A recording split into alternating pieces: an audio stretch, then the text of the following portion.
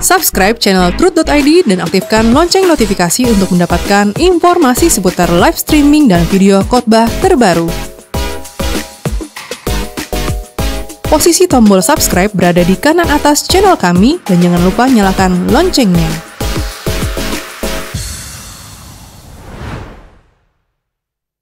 Shalom saudara sekalian, jumpa kembali dalam program Wanita Sorgawi. Kita akan membahas tema yaitu kasih yang berkualitas. Sebelum kita mendengarkan pemaparan tentang firman Tuhan, mari kita berdoa terlebih dahulu. Bapa di sorga, kami bersyukur buat kesempatan yang Engkau masih berikan kepada kami untuk kami bernafas, untuk kami hidup dan memuliakan Engkau. Kami bersyukur buat kesempatan saat ini Engkau berikan untuk kami mendengarkan firman-Mu. Mari Allah berbicaralah kepada masing-masing kami. Sampaikanlah isi hati-Mu, agar kami hanya mendengarkan suara-Mu, pesan dari sorga. Agar kami menjadi wanita-wanita sorgawi, menjadi pangeran-pangeran sorgawi, menjadi anak-anak Allah yang Kau sukai dimanapun kami berada. Terima kasih Bapa di sorga, terpujilah nama-Mu, di dalam nama Tuhan Yesus Kristus, haleluya, amin. Saudara yang dikasihi oleh Tuhan, tema yang saya angkat pada kesempatan ini adalah kasih yang berkualitas. Kita membuka Alkitab kita dalam 1 Korintus pasal 13 ayat 1 sampai dengan ayatnya yang ketiga. 1 Korintus pasal 13 ayat yang pertama sampai dengan ayat yang ketiga. Saya akan membacakan bagi kita sekalian demikian firman Tuhan. Sekalipun aku dapat berkata-kata dengan semua bahasa manusia dan bahasa malaikat, tetapi jika aku tidak mempunyai kasih, aku sama dengan gong yang berkumandang dan canang yang gemerincing. Sekalipun aku mempunyai karunia untuk bernubuat, dan aku mengetahui segala rahasia, dan memiliki seluruh pengetahuan. Dan sekalipun aku memiliki iman yang sempurna untuk memindahkan gunung. Tetapi jika aku tidak mempunyai kasih, aku sama sekali tidak berguna. Dan sekalipun aku membagi-bagikan segala sesuatu yang ada padaku, bahkan menyerahkan tubuhku untuk dibakar, tetapi jika aku tidak mempunyai kasih, sedikit pun tidak ada faedahnya bagiku. Saudara yang dikasihi oleh Tuhan, pada pertemuan yang lalu kita sudah membahas mengenai pertobatan yang berkualitas.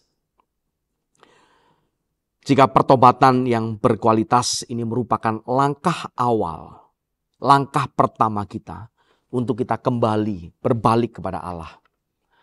Maka kali ini kita membahas kasih yang berkualitas sebagai tindakan follow up atau kelanjutan dari langkah pertama yang sudah kita bahas sebelumnya, yaitu pertobatan yang berkualitas. Kasih yang berkualitas ini adalah bukti nyata dari kehidupan yang diperbarui oleh Allah. Ayat-ayat yang tadi kita sudah dengarkan bersama yang saya bacakan mengemukakan hal-hal yang sangat luar biasa. Di bagian pertama dikatakan, walaupun atau sekalipun aku dapat berkata-kata dengan semua bahasa manusia. Bahkan bisa berbahasa dengan bahasa malaikat. Bisa berkata-kata dengan bahasa malaikat. Satu hal yang sangat menakjubkan, bukan? Satu hal yang sangat istimewa. Jangankan bisa berbahasa dengan semua bahasa manusia. Yang jumlahnya bisa ribuan. Ya, ribuan bahasa dan dialek begitu ya. Seseorang yang disebut sebagai polyglot atau orang yang punya kemampuan menguasai bahasa banyak begitu ya, banyak bahasa maksud saya. Bisa ada yang 26 bahasa, 27 bahasa. Itu pun sudah mengundang decak kagum banyak orang di sekelilingnya. Saya termasuk orang yang suka ya, melihat orang-orang yang memiliki kemampuan ini, polyglot ini. Beberapa dapat kita lihat di YouTube misalnya ya, polyglot. Ada satu orang yang bisa menguasai 8 bahasa, ya, 8 bahasa asing, ada yang berapa belas, sampai puluhan bahasa. Itu sangat mengagumkan. Tetapi firman Tuhan berkata dengan tegas, walaupun demikian, sekalipun bisa berkomunikasi dengan siapapun manusia di muka bumi ini, karena kemampuan bahasa yang di atas rata-rata, tetapi kalau tidak mempunyai kasih, sama sekali tidak berguna. Itu sama seperti gong yang berkumandang dan canang yang gemerincing. Hanya seperti sebuah pengumuman, hanya seperti sebuah, kalau dulu istilahnya ada woro-woro begitu ya, mengundang perhatian dari banyak orang, dong dong dong dong begitu ya, gong yang berkumandang, tetapi isinya tidak ada. Kemampuan berbahasa dengan atau berkomunikasi dengan sesama manusia itu satu hal, tetapi kasih adalah hal yang lain. Kasih adalah kontennya, kasih adalah isinya. Tanpa isi, ya, secakap, ya, secantik, semanis apapun bungkusnya atau kulitnya, menjadi sia-sia, menjadi tidak ada artinya. Memang sebuah isi yang penting, sebuah hal yang penting, jika ditambah dengan kemasan yang baik, dengan kulit yang baik, dengan bungkus yang manis, yang memikat, yang menarik, itu menjadi lebih memikat hati untuk dilihat. Tetapi jangan kita dikacaukan, jangan kita mau diputar balikan oleh fakta kebenaran yang sesungguhnya. Bahwa yang terutama, yang menjadi substansi, yang menjadi isi dari segala sesuatu ini adalah kasih. Mengapa kasih ini menjadi hal yang bersifat esensial, bersifat substansial, harus ada di dalam kehidupan kita masing-masing, pribadi lepas pribadi. Karena firman Tuhan berkata bahwa Allah adalah kasih. Dan barang siapa mengasihi sesamanya, barang siapa memiliki kasih, maka Allah ada di dalam orang tersebut. Ini menjadi hal yang sangat penting untuk kita perhatikan. Jangan kita tidak menyimak hal ini dengan serius. Sangat serius, sangat penting. Kasih ini harus dimiliki oleh siapapun kita yang mendengarkan program ini. Wanita sorgawi. Kasih yang berkualitas merupakan bukti nyata bahwa hidup kita sudah menemukan Tuhan. Bahwa kita sudah mengalami perjumpaan dengan Tuhan. Karena setiap manusia, setiap orang, setiap kita yang sudah mengalami perjumpaan dengan Allah, pastilah hidupnya akan diperbaharui. Kita bisa melihat banyak contoh di dalam Alkitab. Orang-orang yang mengalami perjumpaan dengan Allah, kehidupannya berubah secara radikal. Yang menuliskan surat ini pun seorang rasul yang bernama Paulus, atau dulunya dikenal dengan nama Saulus. Seseorang yang memiliki masa lalu yang kelam. Dia seorang pembunuh, seorang berdarah dingin. Bukan semata-mata maniak memang, ya, tetapi karena pengertiannya yang gelap, dia membela Allah dengan cara yang salah. Tetapi dia mengakui bahwa masa lalunya begitu gelap, begitu kejam. Dia mau membinasakan semua orang Kristen, orang yang mengikuti jalan lurus begitu. Tetapi setelah perjumpaannya dengan Allah, perjumpaannya dengan Tuhan Yesus, di tengah-tengah perjalanannya untuk menyiksa, untuk menghabisi orang-orang Kristen, hidupnya berubah secara radikal. Hidupnya berubah 180 derajat. Allah memakai manusia ini menjadi alat kerajaannya yang luar biasa. Jadi diawali dengan kasih, dengan cinta yang menggebu-gebu kepada Tuhan. Walaupun mungkin diawali dengan pengertian yang masih belum tepat, pengertian yang salah bahkan. Tetapi kalau seseorang memiliki kasih yang benar, kasih yang berkualitas, Allah pasti akan menuntun dan membidik, menjagai orang-orang seperti ini. Dan akan memakai orang-orang seperti ini secara luar biasa. Saya berdoa kiranya semua kita yang mendengarkan program ini, program wanita surgawi dari Truth ID ini, menjadi alat-alat kerajaan surga yang dipakai Tuhan secara luar biasa dimanapun kita berada. Itu jika kita memiliki kehidupan yang terus diperbaharui di dalam Tuhan. Nah, saudara yang terkasih, memiliki kasih yang berkualitas, kasih yang sejati. Ini bukan berada di tataran atau di permukaan perasaan. Bukan berbicara mengenai perasaan. Tetapi kasih ini merupakan atau harus diwujud nyatakan dengan tindakan yang mencerminkan karakter dari Allah sendiri. Tadi saya singgung bahwa Allah adalah kasih. Maka kasih bukan perasaan. Bukan hanya sekadar fantasi belaka.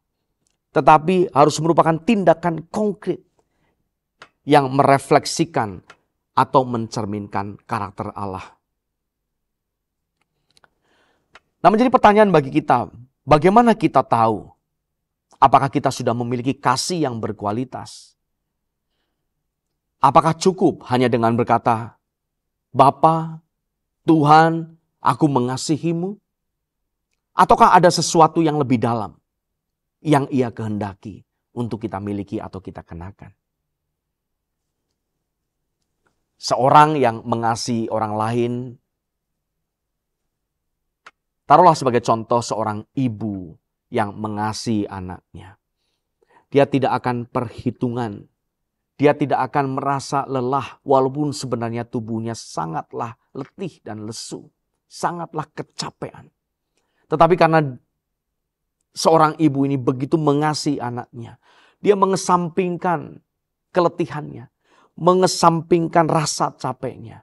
Asalkan bisa melihat anak yang dikasihnya ini makan makanan yang bergizi. Asal melihat anak yang dikasihnya ini sehat, bahagia, bersukacita, dia pun ikut berbahagia dan bersukacita bersama dengan anaknya ini.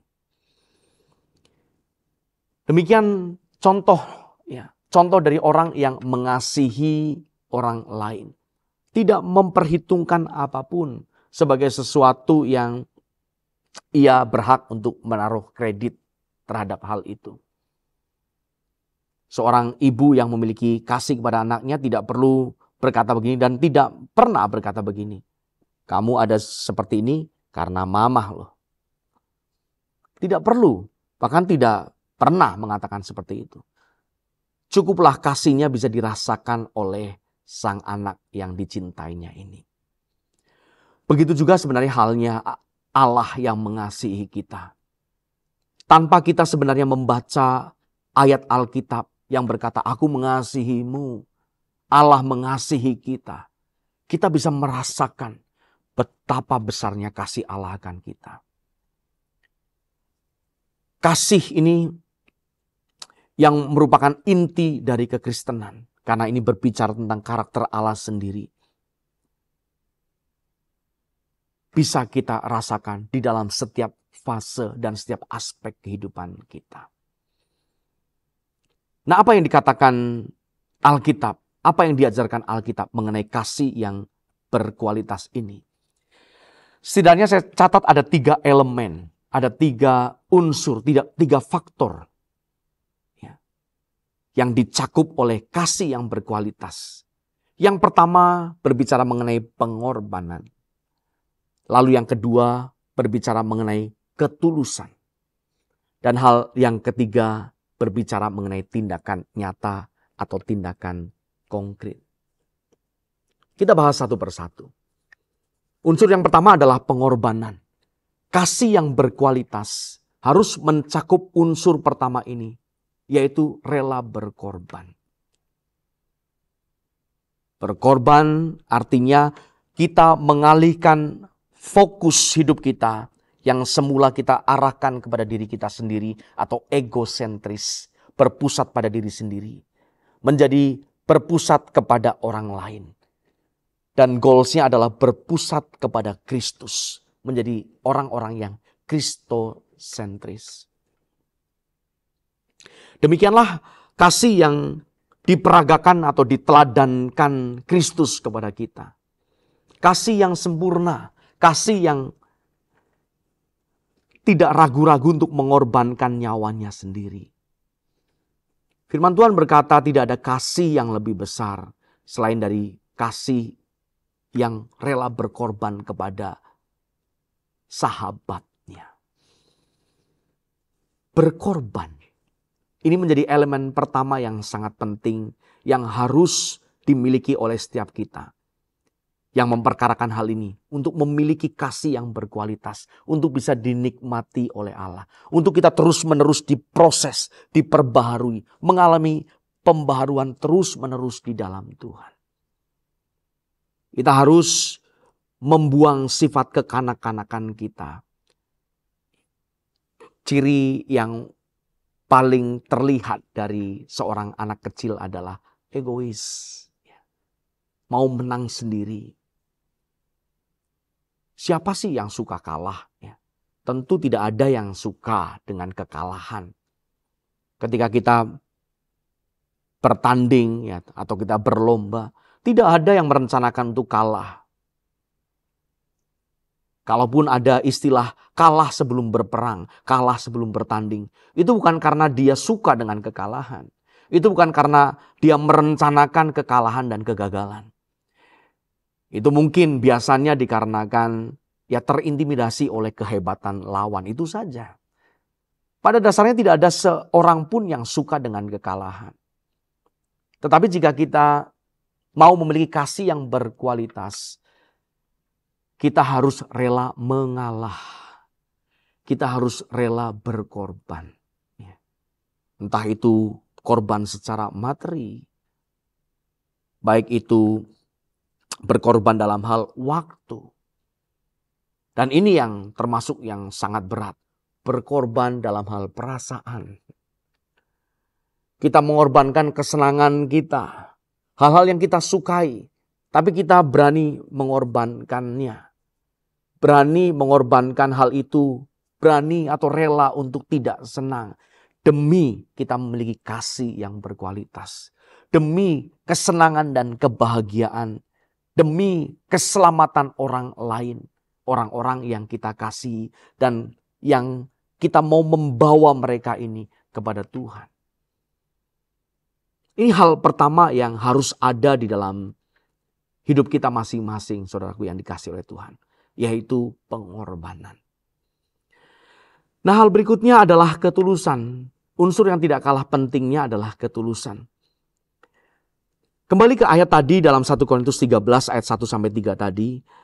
Khususnya di bagian yang terakhir. Ya. Dan sekalipun aku membagi-bagikan segala sesuatu yang ada padaku. Bahkan menyerahkan tubuhku untuk dibakar. Tetapi jika aku tidak mempunyai kasih, sedikit pun tidak ada faedahnya bagiku.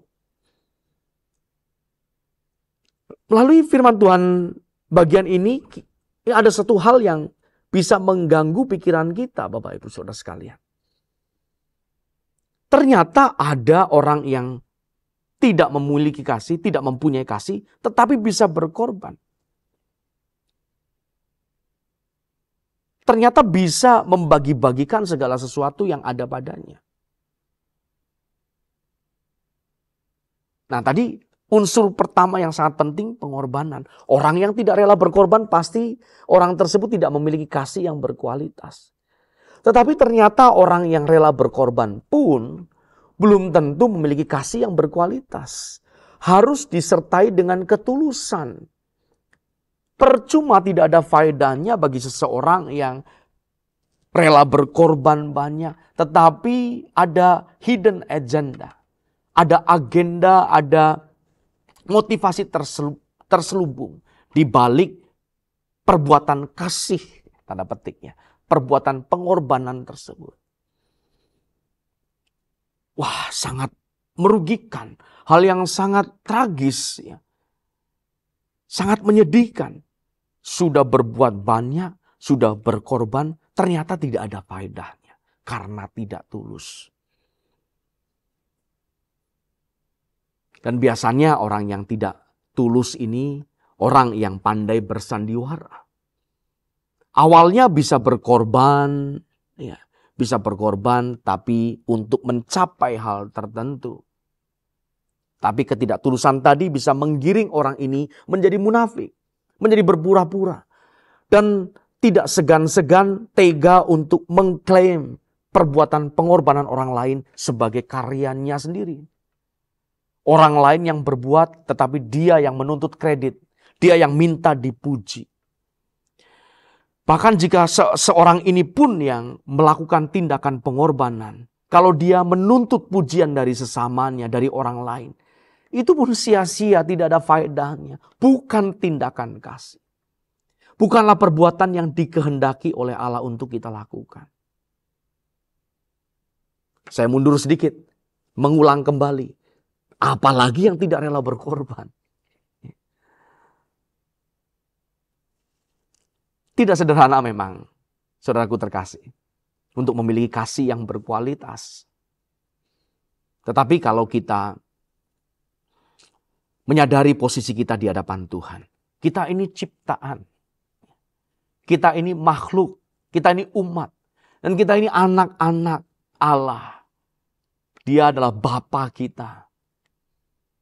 Dan suratan Petrus mengatakan kalau kita menyebut dia Bapa, yaitu pribadi yang tidak memandang muka dalam pengadilan, dalam menghakimi setiap orang secara adil, secara benar, maka kita harus hidup dengan takut dan gentar di hadapan Tuhan.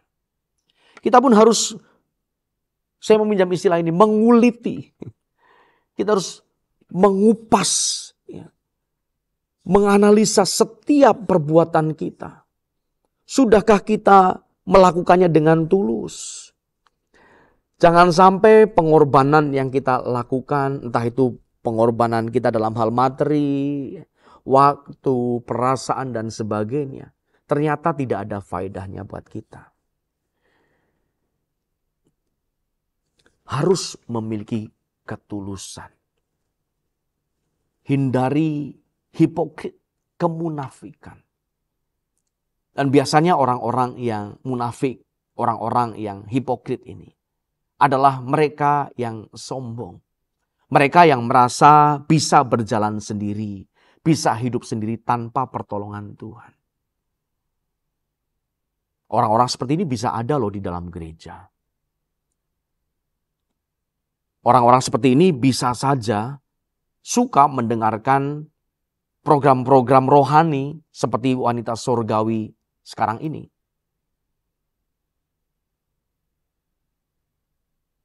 Kiranya dijauhkan oleh Tuhan dari hidup kita menjadi orang-orang yang hipokrit, orang-orang yang sombong, orang-orang yang merasa bisa hidup tanpa Tuhan.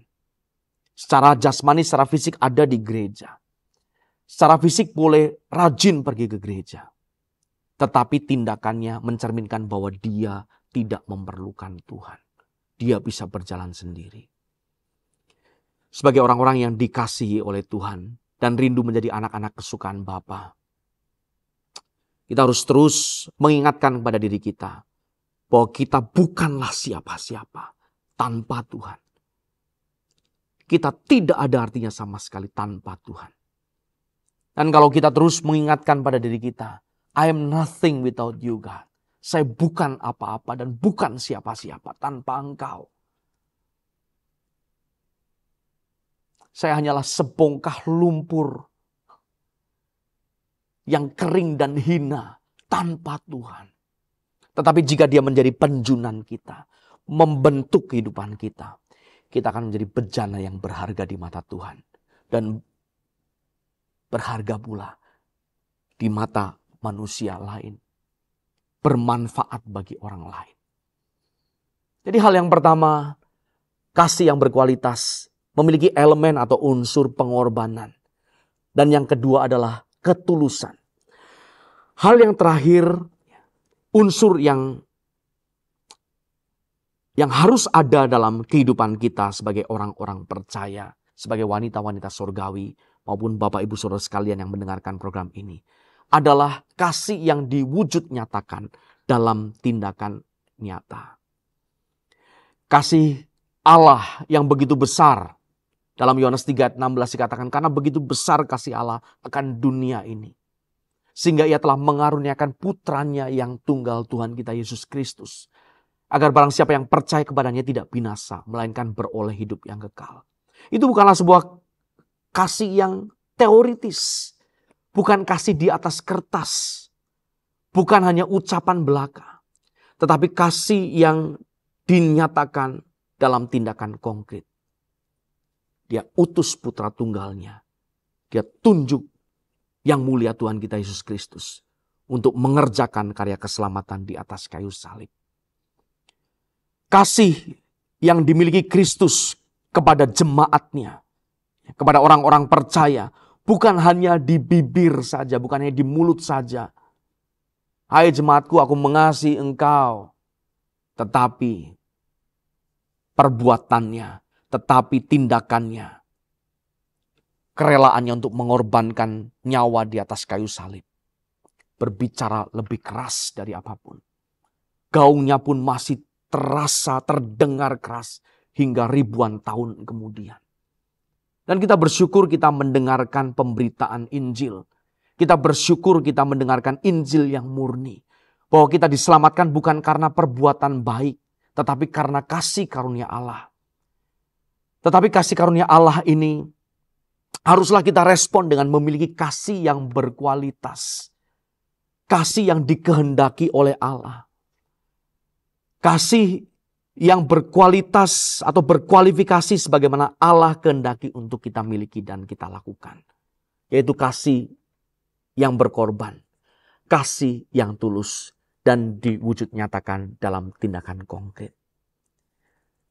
Menjadi pertanyaan untuk kita ajukan bersama. Sudahkah kita memiliki kasih yang berkualitas? Jika jawabannya adalah belum, responi firman Tuhan ini saat ini juga. Hampiri Tuhan, minta kepadanya, berikan aku Tuhan kasih yang berkualitas, kasih-Mu sendiri. Beri aku hati, yaitu hati-Mu sendiri, untuk mengasihi Engkau dengan tulus. Agar aku rela berkorban, agar aku memiliki ketulusan, dan mempraktekannya, mewujud nyatakannya dalam tindakan-tindakan nyata. Amin untuk kebenaran firman Tuhan ini. Mari kita berdoa. Bapa di surga, terima kasih buat firman-Mu yang sudah kami dengarkan. Kami belajar tentang kasih yang berkualitas, kasih yang Engkau ajarkan dan Engkau berikan contoh teladan kepada kami semua. Ajari kami untuk menghidupinya dalam kehidupan kami setiap hari. Agar orang-orang di sekeliling kami bisa menikmati kasih-Mu dan boleh mengalami perjumpaan dengan Tuhan. Sebagaimana kami mengalami perjumpaan dengan-Mu Bapa. Terima kasih Tuhan, kami sudah mendengarkan firman-Mu, ajari kami untuk menjadi pelaku-pelaku dari firman-Mu. Roh Kudus yang memberikan kami kekuatan untuk mempraktekannya dalam kehidupan kami setiap hari. Terima kasih Bapa, di dalam nama Tuhan Yesus Kristus kami berdoa dan mengucap syukur. Haleluya. Amin.